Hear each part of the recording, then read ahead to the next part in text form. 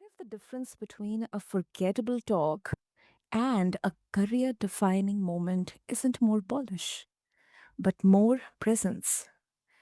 Today on the BizBlend podcast, listeners, with your host Sana, we are chasing TED style perfection. We're asking a braver question. How do founders who dread rewatching themselves become speakers people can't look away from?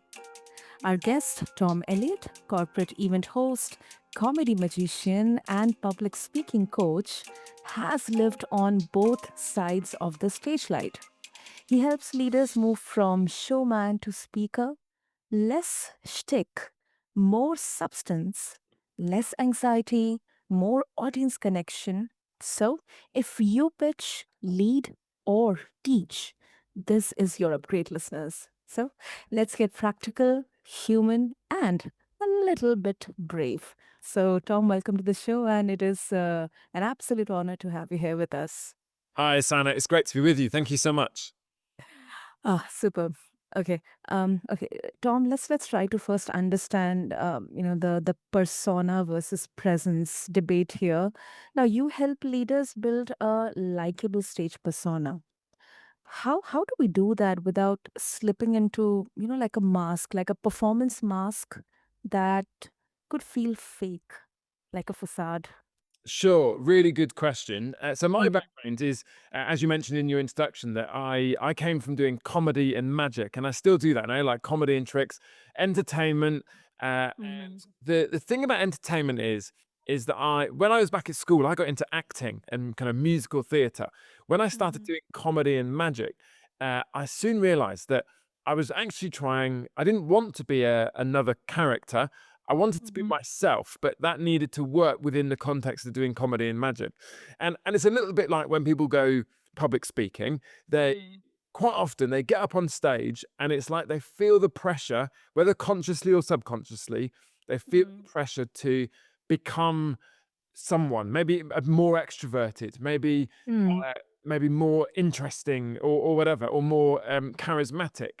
What Mm. what actually we need to do is become more of ourselves, but turn it up a notch. So here's what I do when I'm coaching people in public Mhm. speaking. I say to them, what were the compliments that you have been given throughout your life? Not about what you can do, but about who you are, your characteristics, your personality.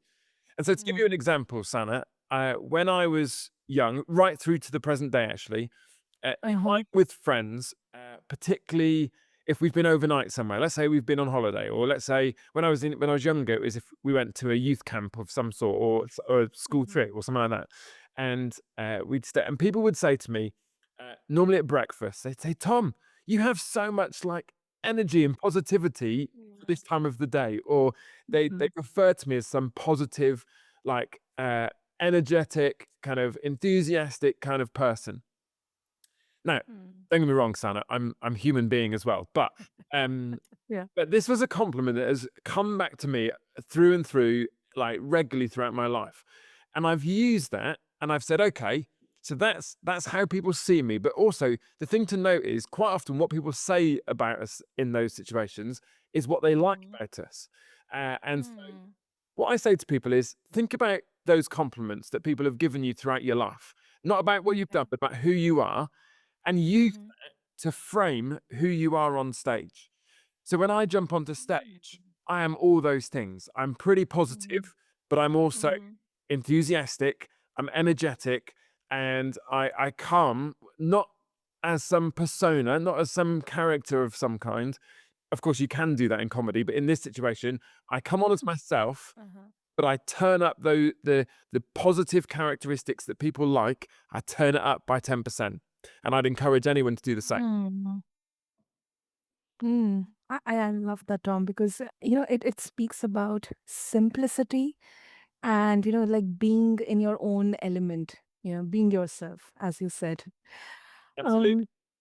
Um, and Tom, it's actually a very personal question because I identify myself as, let's say ambivert, that if situation demands or if, I'm given a comfortable space, I am in my own element. Yep. However, most of the times I'm, like I'm more of a quiet person in there, Sure. somewhere sitting down in the corner. And a lot of founders or entrepreneurs, they would like to be behind the stage. They would say that I perform better when I am behind the stage, behind the curtains. So is it necessary that to be a good speaker or a good public speaker, you need to be extrovert and performative, carry yourself physically, and like that?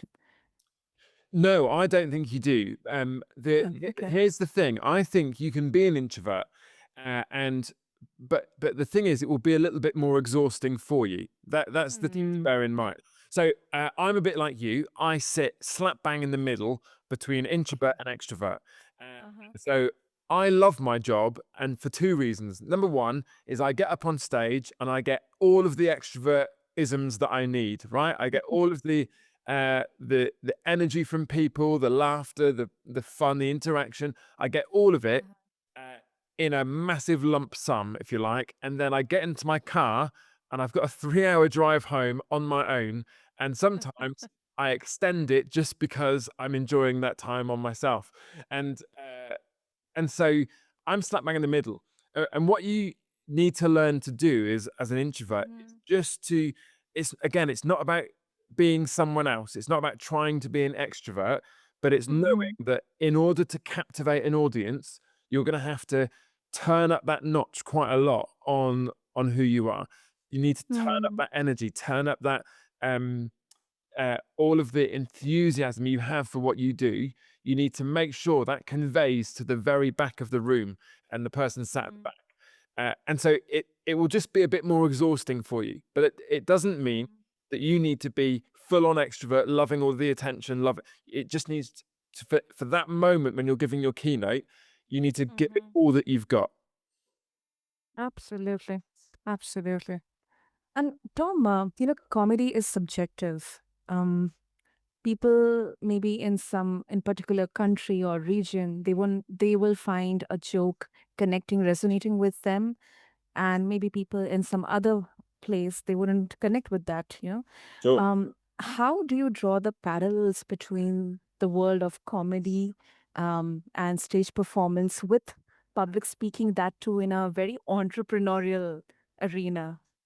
Sure, but I think there's things we can learn. I think comedians, and I say this as one, so this might sound a little bit arrogant, but I think Uh-huh. comedians are some of the best communicators that we have in society. Um, Yeah. I think they're better than many politicians. They're better than, Mm. sometimes better than people who specialize in public speaking. And Yeah. there's a reason for that. And that is that the job of a comedian, whether you're doing risky material that could offend or that could or whatever, or whether you're completely clean and family friendly or whatever, the job of Mhm. a comedian is to connect with their audience. Uh, Yeah. and to go with the flow. And there's two things. When you start out in comedy, you have to win over every audience uh, that you perform for, and so you have to earn their trust, earn their attention, earn their likability of you. Yeah. And so there's a lot that you learn in that which many people don't get, and I'd say a lot of it is instinctive. You can only learn it really by getting up on stage, doing it, failing in public, and then doing it again. Yeah. And it's a challenging thing. Where do I draw the parallels? Well, Mhm. as a speaker, you want to do exactly the same thing. You want to connect with people. You want them to like you. You want to draw them in Mm. creatively, probably. Uh, Mm. and so, what you need to do, a kind of strategic thing of doing that is, first of all, you just need to get out there and speak a lot, and you need to Mhm. learn to feel the room. So, as someone, I do this all the time. Every week, I'm on stage somewhere, here, there, and everywhere, and Uh-huh. what I can tell pretty much as I'm stood in the wing before I go on stage or stood at the side of the room, I can Mhm. tell by the vibe of the room whether it's going to be an easy gig, Yeah. and therefore they're going to be eating out of my hands, or whether I'm going to struggle, because I can tell that there's an energy in the room. If people are laughing, if people are, if the room is loud with an atmosphere, I can tell Mm. it's going to be a good gig. If it's not, if it's quiet and there's nothing really happening and people are feeling a bit awkward and maybe they're sat around big tables and they're not really in, then I know it's going to be a bit of a struggle because Yeah. the vibe isn't there. Let me tell you a story. There used to be a British comedian here called Uh-huh. Ken Dodd. I don't know if you've ever come across Ken Dodd. I've heard. Yeah. He's very well known. He's particularly known because he used to perform in theatres and then carry on about 3 hours past his end time. So Mhm. he used to go well into the middle of the night before he finished his show, and people used Mhm. to love it. Um, but he was known for this. He used to keep a map of where different jokes of his worked. He did like one-liners, Oh. and he used to keep a map of all the one-liners and where they worked in the country. So he knew that this one-liner might work down south, but that one-liner works better up north. Uh, and he went to that much detail. And that's about learning to adapt to an audience. Exactly.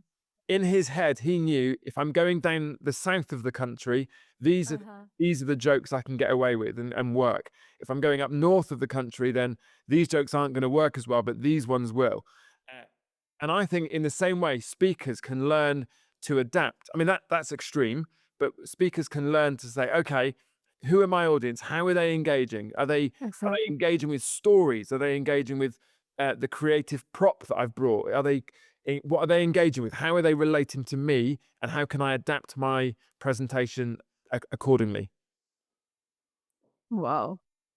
That sounds, that yeah, definitely it requires a lot of work. And I think comedy is comedy and public speaking, it sounds quite difficult and overwhelming for any first timer.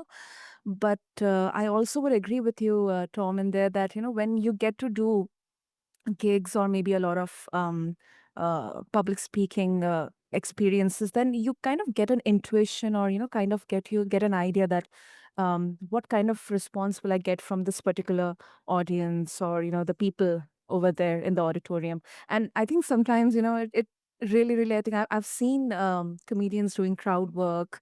Sometimes even their jokes are not landing, crickets. But Yeah. I think it's kind of the, that what kind of makes it solid and gives you those learning experiences to adapt.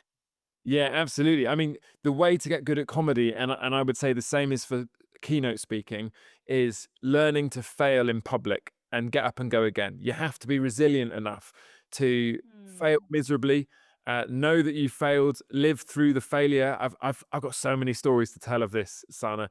We'd be here all day, but you have to learn to accept the failure and learn from it and move on. Sometimes it's your fault. Sometimes you could have tweaked something. Other times it's just the room and just the setup that you've been speaking in. Totally, totally. And also, Tom, you talk about delivering key messages creatively. Um, is there a framework for turning a dense idea into a memorable moment without trivializing it? Absolutely. So in my coaching, I call it showman to speaker. And Okay. if you want to find out more, you can find it at hellotom.co.uk/showman. And what I do is I teach people. We go through a bit of a framework. Number one is showcasing your character. It's about thinking about who you are. Number two is Mhm. about writing your script. We'll come back to that in just a minute. And then learning how to rehearse and practice. And then finally putting it all together and acting as a kind of director for your performance or your keynote. And if I just go back to the writing a script, there's a few Yeah. things that we look at here, and uh, whatever your message, however important, however inspirational, however motivational, however moving that message might Mhm. be, you need to grab the attention of an audience, and more and more uh, attention uh, rates are slipping away faster than ever, right? So Mhm. people's attention is shorter and shorter and shorter, and what we need to do is learn how to captivate them. So I start to get people thinking about, well, how could you? So the obvious one, when people begin a keynote, the first words are always the same. It's "Thank you so much for having me here. I'm Yeah. really delighted to be." At this point, the audience doesn't really give a monkeys, right? They don't care at all. Yeah. They're beginning to yawn. They're beginning to check their watches, their phones. They're doodling on their pads. Yeah. What if you could begin? And I'm not saying those pleasantries aren't important. They are important, but Mhm. They what are. if you Yeah. could bring that in just a little bit later? What if you could start your presentation with the opening of a story that would really grab the attention. You've walked onto stage, the audience applause has died down, and you start Mhm. with a story or a hook line that's going to immediately grab their attention and capture the idea. Let me tell you a little story. Yeah. When I first started in doing comedy and magic, I went Mhm. on a weekend course. I was really young at the time. I went on Mhm. a weekend course to learn how to do street entertainment. So in London, we have a place called Covent Garden, and Uh-huh. you'll quite often see performers performing on the street, and sometimes magicians do, right? And what they'll do Mhm. is they'll spend 10 minutes trying to attract a crowd. So trying to stop people in their shopping to stop and stand and watch them. And so Mhm. I went to Wales for a weekend course to learn how to do this, how to attract a crowd, how to ask for money at the end, because that's what buskers do. That's what the street performers do. They ask for money, and people go and give Mhm. that spare change.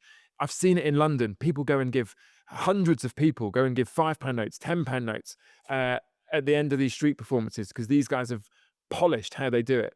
And on this street Mhm. performance course, uh, at the end of the course, we had to go into central Wales in the town centre, and we had to perform our own little street show. And Okay. so what I did is I was really good at attracting a crowd. I had my little method where people would stop and they would build and build. And at the time, I was doing a straitjacket escape. If you've ever seen a straitjacket, it was a regulation straitjacket that I would then Mhm. put on, and the zips would be done up. Sorry, not the zips. The Yeah. padlocks were done at the back, or and I would escape. And I'd do this in the middle of the street. And Wow. obviously, doing a straitjacket escape is going to get attention, isn't it? Uh, Yeah.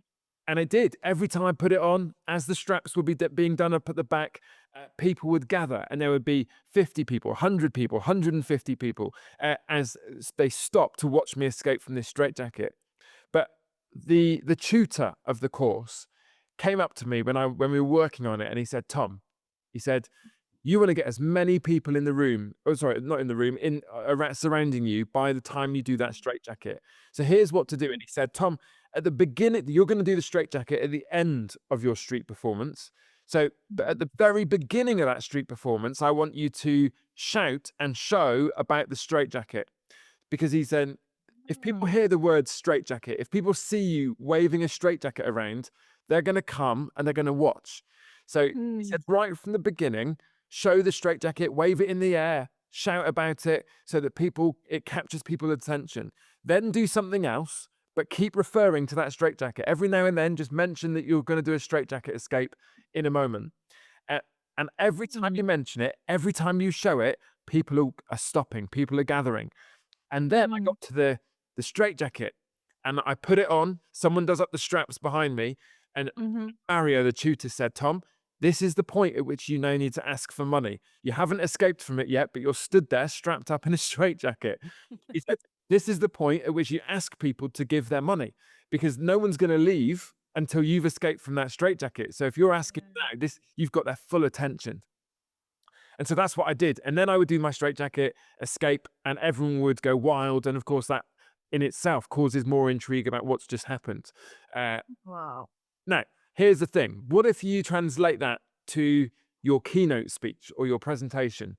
What could you do at the very end that is going to wow people? And then work backwards from there and think, well, how can I start my presentation referring to Mhm. that? And it might include a prop. I encourage people to think creatively. Is there an Mhm. intriguing, creative, slightly strange prop that you could use or you could have on stage that right as people come into the venue or right as people sit down, they begin thinking, why is there a cardboard box on stage? Why is there a statue on stage? Why is there a wine glass on a table like what Mm. people asking questions right from the beginning Yeah. and then Yeah. refer to that throughout your keynote and mention it and then tie it in and bring it to land at the very end when you explain what that's about. Uh, Mm. because what you've done is you've captured their attention, Yes. held it all the way through because they want to know what this is all about, and then you've kind of given them their answer. Uh, you've given what they were looking for the whole way through, and that is to figure out what this is all about. Yeah. Yeah. It's just like, you do kind of a crowd work. You ask questions, you interact with the audience in there. Then you kind of keep some highlights with you, and then you kind of come full circle back, and connect everything with that. So I think that's the kind of a journey that you are actually traveling with the audience. Absolutely, absolutely. So important. Mm. Hmm. Wow. And Tom, before we wrap up, what's actually the four-step arc that you use to move someone from performing at to communicating with? Like how long does it take? Does it depend on the audience? Does it depend on the topic, or or the skill of the speaker to captivate? Sure. So it's a whole mix, and it kind of depends on the person and how much you want to dig into it and where you're at already. I mean, I offer kind of a 1 day all intensive where we spend the day working on all of this in 1 day. But equally, you might want ongoing support on this. So we might do the 1 day intensive, and then I offer like an ongoing support system where we can refine some of these things, and I can watch some presentations that I then help you critique, and you watch back and you think, okay, what can I do to enhance the character side or the prop or the creativity, and so it can be a mixture. But the basically what we're looking for is your character and your persona on stage. Is it fully you but just turned up a notch? Is it kind of authentic to you Mhm. but fully? And are you using that to build rapport and to build trust with that audience? Is it? And then you look at the script, which is thinking, Mhm. okay, and I say never write a script, because you can write a script to begin with when Mm. you're preparing, but ultimately it has to come from within. So you might prepare using a script, but then I say don't memorize it, internalize it. So it becomes like a Ah. conversation that you have every weekend with your family. Mm. You don't want to sound like you're just reading and delivering a script that you've pre-written. You want to sound like you're just passionately talking or communicating about something that is important to you. Uh, and so we look at the script, we look at how we can introduce callbacks and a through line so that people don't just walk away and forget what you've said, but they go and take Yeah. action on what you've said. Then we look about how you rehearse. Rehearsing can be really hard, speaking to a brick Mm. wall. So how do you do that? How do you keep going? How do you internalize it, don't, rather than memorize it? And then Mhm. finally, we look at videos of you performing. We look at Mm. past experiences of you doing it, and we go, right, what can we learn? How can we improve? How can we direct this performance or this keynote so that you become the very best you can be? Yeah. And this was universal, in every of the public speaking, videos, or, all those learning resources. I think one particular thing that I have also, and this is something that, I also kind of do not adhere to, but I think it's very, very important, is that you have to be kind of a critique of yourself. You have to Sure. kind of see yourself speaking filler words, or your body language, or what kind of expressions you are giving, something like that. So I think, yeah, that is necessary. Absolutely. Try not to be harsh on yourself, but try to be uh, open to critique, or be ready for feedback from people that you trust and people that are ahead of you. Absolutely, really important. Definitely. And I think that once again goes back to, the persona versus presence that we began with. Absolutely. So, Tom, if our listeners, they would like to connect with you, especially all the founders and entrepreneurs who are listening, they would like to be the best public speakers out there. What would be the easiest way to connect with you? Sure. So all you need to do is go to hellotom.co.uk/showman, or just go to hellotom.co.uk and you'll see that there's presentation coaching there on the menu. And I can do that online as well. We can do the day intensive and the ongoing support online. So I can support people wherever they're based in the world. So thank you so much, Sana. Oh, wow. Global. Okay. So, listeners, what I'll do is I'll have all these links mentioned in the show notes for all of you to connect with Tom. And if I can, say something before we end up here, I think we started with a myth that great speakers, good public speakers, they're born. But Tom just handed us the quieter truth. Great speakers are built in reps, micro habits, and messages that serve the listener first. So, if you lead teams, if you pitch investors, or you teach ideas, your next level isn't louder, it is clarity, clearer. Take one of Tom's 10, ship it this week, and watch what shifts.